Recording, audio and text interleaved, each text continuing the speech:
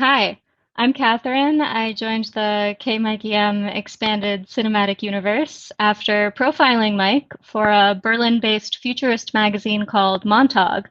And since then, I've been working as a software engineer by day and by night trying to trick my computer into doing magic. Great, I'm ahead of schedule. Divination essentially is speculation with a ritual component. So when Einstein said God does not play dice with the universe, he was talking about the discovery of quantum mechanics, that the seemingly deterministic universe outlined by every other theory of physics could indeed be completely random. In divination rituals, we use random action as a tool to help us navigate this chaotic universe. God does play dice, and we try through divination to throw some dice ourselves and see if they turn up any answers. The rituals of drawing tarot cards, generating hexagrams to consult the I Ching, or shaking a magic 8-ball all rely on randomness. This is the quantum theory of drawing tarot cards. After shuffling a tarot deck, you have no way of knowing which card is on the top. Before you flip it over and look at it, it could be any card. And there are several methods of generating hexagrams to consult the I Ching, but the most modern techniques involve flipping coins. Even a magic 8-ball toy involves this element of true randomness because you are essentially rolling a d20 inside of a reservoir filled with weird blue liquid, and instead of seeing how it falls, waiting to see which side floats to face the little window. And observing these random events and choosing how to interpret them, of course, is up to you, whether they have any personal meaning or resonance. The hard thing about using computers for this kind of magic is that computers are very bad at being random. So to simulate drawing tarot cards, casting hexagrams, or rolling d20s, we can use functions like the JavaScript math.random, but all this does is a bitwise operation that seems random, but will eventually repeat. But here's one weird example of how computers can be tricked into generating truly random numbers. And it's used by Cloudflare for encrypting a large percentage of the internet. The movements of the lava inside of these lava lamps are photographed at regular intervals, and that image is used to generate a random and unpredictable cryptographic seed. Random.org uses atmospheric noise. It literally started with tuning a radio to static.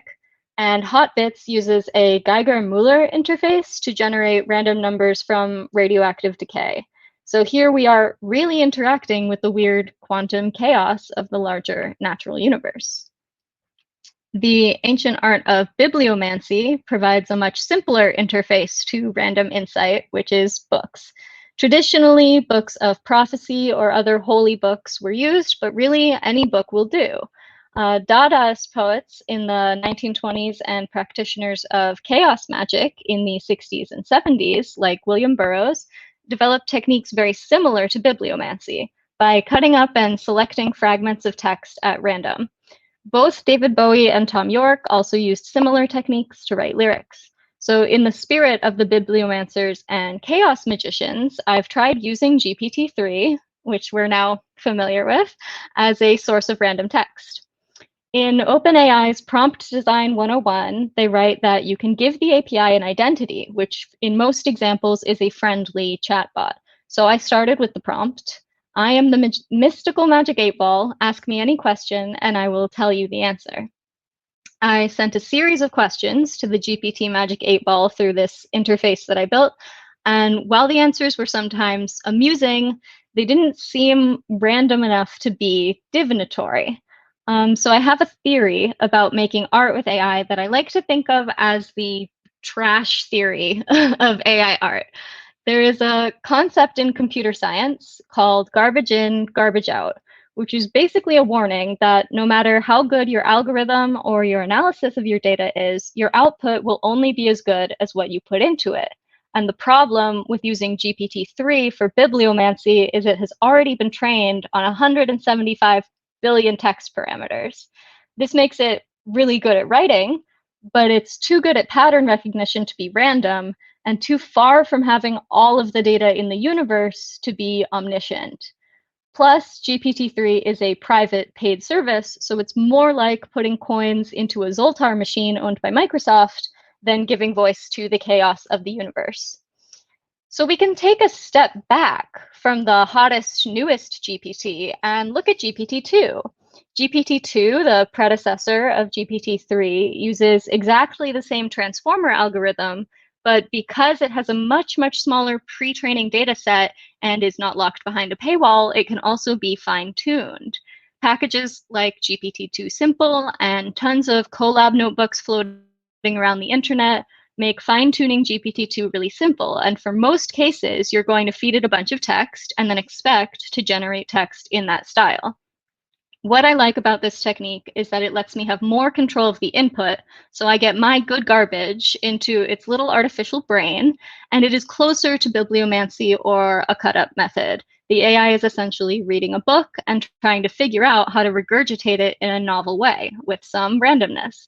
I find that this controlled chaos produces text that is much more personal, specific, and rich in meaning for interpretation. So it makes a much better divinatory tool. I'm not being paid to promote them, but if you want to play with AI, fine-tuning some texts for chaos magic or generating some sigils with StyleGANs, I would like to recommend Spell for cloud computing. It's free for developers, and you can't beat the name.